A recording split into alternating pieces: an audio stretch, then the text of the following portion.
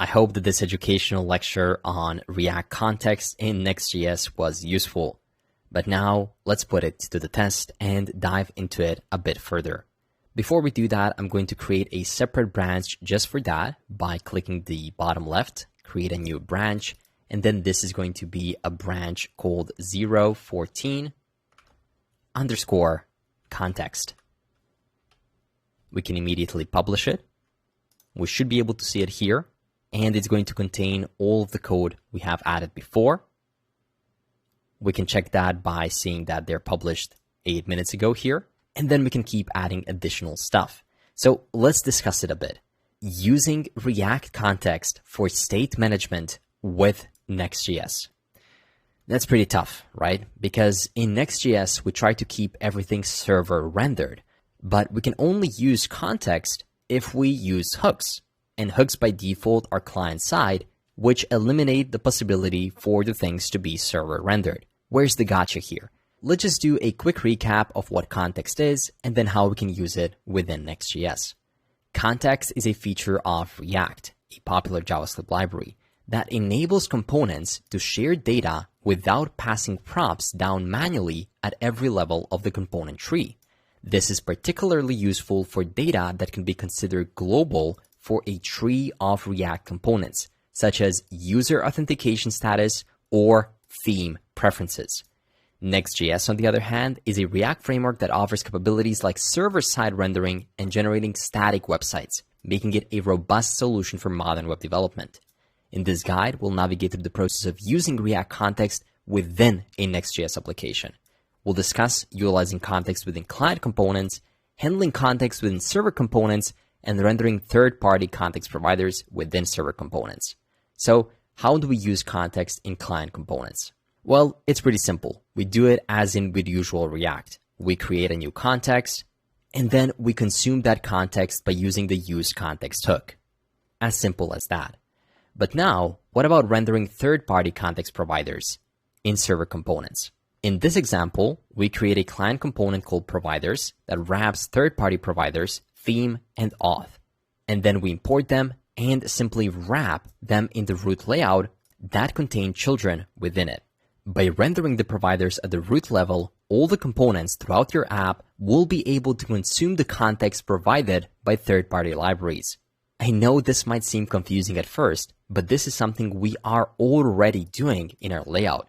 We imported the clerk provider, and clerk is actually allowing us to use auth functionalities all across our app by simply wrapping our body and our children with their clerk provider wrapper. In this second link, we can see how we can use context providers. We first create a context, and then we simply provide a value to that context that is then going to be distributed to all of the inner elements, and they'll be able to call them. But there is a common error, and that is when using create context in a server component. So if you get this, you're going to get an error saying that you're using create context in a server component, but it only works in client components. And here is a possible way to fix it. Mark the component using create context as a client component by adding the use client at the top. So just like this. But then if we add this and wrap everything with this client component, is our code going to become client-side, all the pages? Well, not at all. Let me close all of these three links and let me show you how we are going to create our own context that's going to handle the theming of our application, light and dark mode. So far, we have used one that's a third-party one, such as the clerk provider, but now we're going to create our own. So it looks like we'll have to recreate all of our folders because they weren't added to the source tree. So let's create a new folder called context. And within it, we can create a new theme provider.tsx. As discussed before, since this is a provider, we have to add the use client directive on top. We can then import React, but also some additional things we'll use, such as create context, use context, use state, and use effect. There are many client-side hooks here coming from React. Then we can create the context by saying const theme context is equal to create context. And we can export function theme provider. So this is what we're going to wrap our entire app with. And since it's a provider, we'll also have to define children right there. And children is going to be of a type React.React node, just like so. Within here, we're allowed to use any kind of states we want. So we can define a new use state snippet that's going to be called mode, set mode, and at the start, it's going to be set to an empty string. This is either light or dark. Within here, we'll also have a function that's going to handle the theme change. So now we can just define it like so. And finally, every provider has to return something, and almost always they return the context. So theme context as a component dot provider. And this is really important. Whatever you pass this provider as the value, you're going to have access to within your app. So we want to provide the mode and set mode, which is our state right here. And even more importantly, we want to wrap the children within it. So this is simply giving those values to all the children that we nest within the theme context provider. For now, in the handle theme change, we can simply say if mode is triple equal to dark, then we're going to set mode to light and also do document.documentElement.classList.add, and we're going to add the dark mode right here, or rather this is going to be light. And then else, if it's not dark, we want to duplicate all of this and say set light mode, set mode to dark, and then also document element class list add dark. And this is going to actually change that theme. Later on, we'll be using local storage to keep track of it. But for now, this is going to do just so we can see that the values are indeed changing. And then when are we going to make use of this?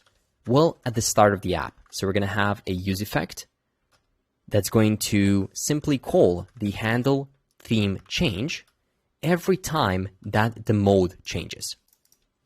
So we can put the mode as the first and only item in the dependency array. And here's another pro tip. Something you'll create often with custom contexts is creating a function such as export function use theme, which is going to allow you to really easily utilize the context you created.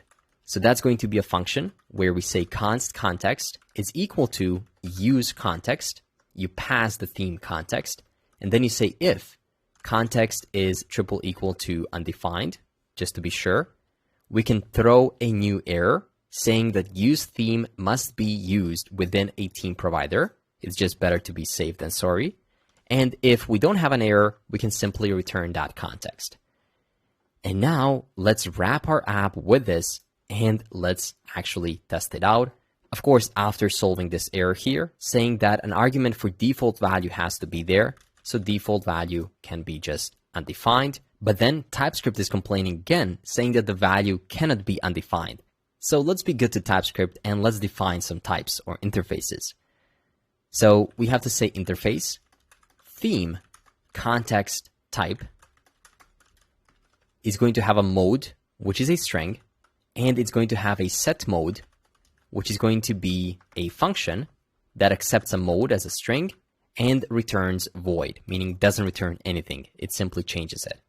And now we can say that our create context is going to be of a type.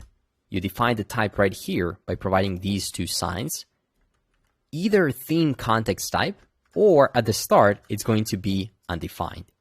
Now, it's not going to complain here, and we are good to go. So this is our theme provider, and let's actually use it within our layout. So if we go to our app, layout.tsx, and then right here where we have the clerk provider, we're going to also add an additional provider right within the body.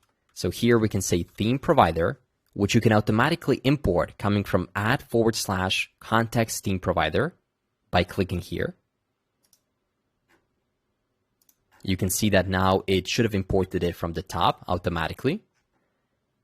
You can wrap it and close it and put the children within it. As a matter of fact, we can keep those two providers together. So I'm going to take the clerk provider and put it right here above the theme provider. So now it's going to look like this. We have the body, within which we have the clerk provider, which we also need to close right here. And then within it, we have the theme provider, and then within it, we have the children.